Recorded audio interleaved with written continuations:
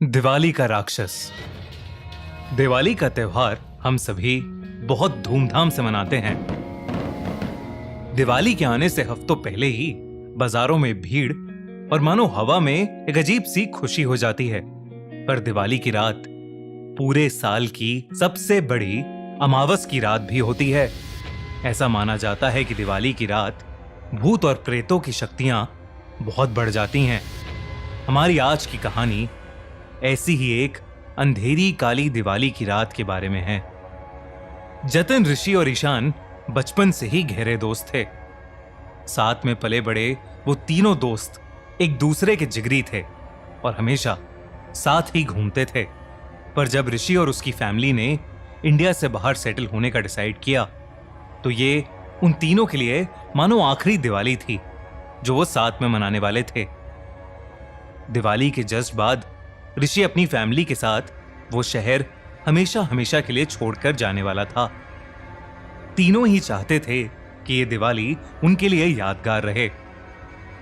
दिवाली की पूजा के बाद जतिन, ऋषि और ईशान एक ही स्कूटी पर ट्रिपलिंग करते हुए घूमने निकल गए। उनको क्या पता था कि उनकी ये राइड उन्हें एक ऐसी जगह पहुंचा देगी जहां किसी भी इंसान को नहीं जाना चाहिए था। कुछ दूर जाकर एक खाली सी जगह पर ऋषि ने स्कूटी रोकी और स्कूटी की डिग्गी में से बहुत सारे पटाखे निकाले। उसी रोड पर थोड़ी ही दूरी पर एक पुराना सा मंदिर भी था, लेकिन उस मंदिर में सब कुछ खंडर हो चुका था। लेकिन उस मंदिर के अंदर एक कमरा था जो अभी भी बिल्कुल सही सलामत दिख रहा था। उस कमरे का दरवाजा बिल्कुल पुराने जमाने का था और उस पर एक बड़ा सा ताला था जिस पर लाल रंग के धागे बंधे हुए थे। ऋषि ने एक एक करके पटाखे जलाना शुरू कर दिया और तभी ईशान ने एक रॉकेट लिया और दो पत्थरों के बीच में खड़ा करके उसे जला दिया।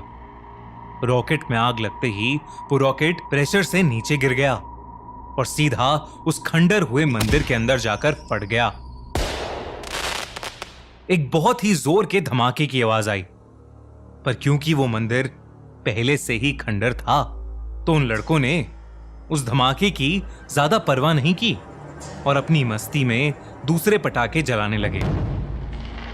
पर तभी कुछ ही पलों बाद वहां तेज हवा चलने लगी, इतनी तेज कि जिन कैंडल से वो पटाखे जला रहे थे वो भी बुझ गईं। वो हवा देखते ही देखते इतनी तेज हो गई कि जैसे कोई तूफान उन लड़कों की तरफ आ रहा हो। उनके लिए वहां खड़े रहना भी मुश्किल हो गया था। तभी अचानक से वो हवा रुक गई और वहां बिल्कुल सन्नाटा हो गया। ऋषि और जतिन ने एक दूसरे को देखा पर उन्हें ईशान कहीं नहीं दिख रहा था। उन्होंने उसे आवाज लगाई पर उन्हें वो कहीं मिल ही नहीं रहा था।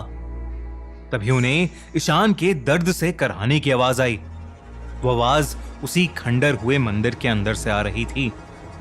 ऋषि और जतिन दौड़कर वहां पहुंचे तो उस खंडर के पत्थरों के ऊपर ईशान लेटा हुआ था और उसके पेट पर बड़े बड़े नाखूनों के निशान थे।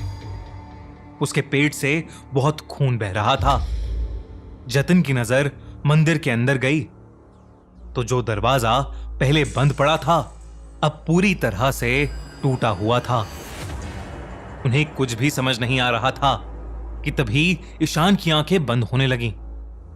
अपने घाव की वजह से वो कुछ बोल भी नहीं पा रहा था और इसलिए उसने घबराई हालत में मंदिर की छत की ओर इशारा किया और जैसे ही जतिन और ऋषि पलटे उनकी रूह ही कांप गई।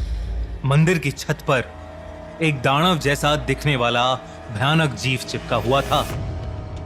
उसका पूरा शरीर जली हुई चमड़ी जैसा था और उसकी आंखें एकदम सफेद थीं।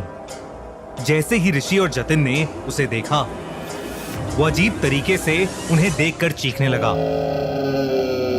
वो तीनों बहुत ही बुरी तरह डरे हुए थे।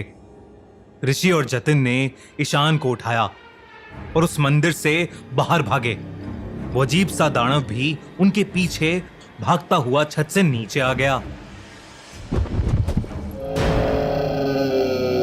उन उन तीनों को अपनी मौत नजदीक आते दिख रही थी। ईशान को उठाकर भागना बहुत मुश्किल हो गया था और बहुत ज्यादा खून बहने की वजह से ईशान अपने होश भी खोने लगा था। जैसे तैसे करके वो तीनों उसी रोड पर भागते गए। कुछ देर तक भागने के बाद उन्होंने देखा कि वो जीव अब उनके पीछे नहीं था। वो तीनों और तेज भागे और तभी उनको रोड के ऊपर एक खंडर दिखा। जतिन की नजर सामने रोड पर गई तो उनकी स्कूटी वहीं खड़ी थी।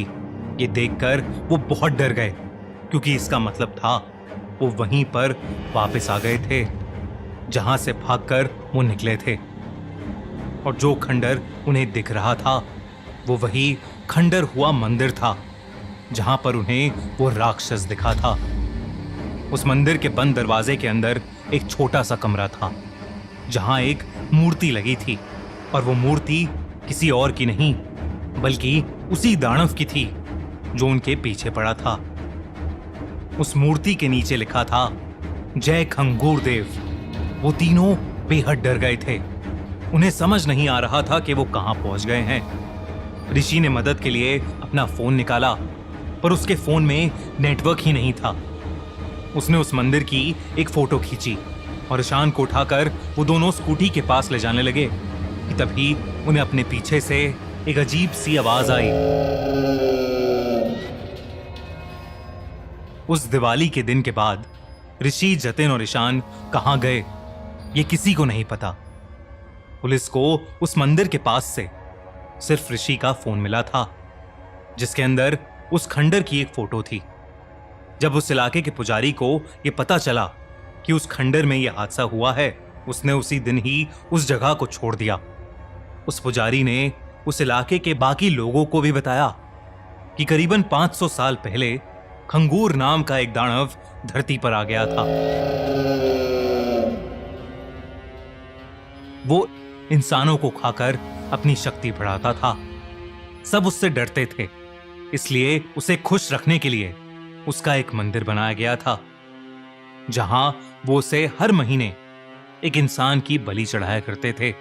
कहा जाता है कि कई ऋषियों ने मिलकर खंगूर को उसी मंदिर में एक कमरे में कैद कर लिया था, पर अब दिवाली के उस पटाखे की वजह से वो दरवाजा खुल चुका था और खंगूर अब आजाद हो गया था।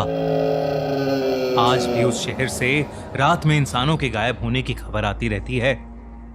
ना तो उनकी कोई लाश मिलती है और ना ही कोई सबूत। पुराने रहने वाले सभी लोगों ने वो इलाका छोड़ दिया है, पर वो राक्षस खंगूर शायद आज भी वहीं उस इलाके में अपनी सालों की भूख मिटाता रहता है।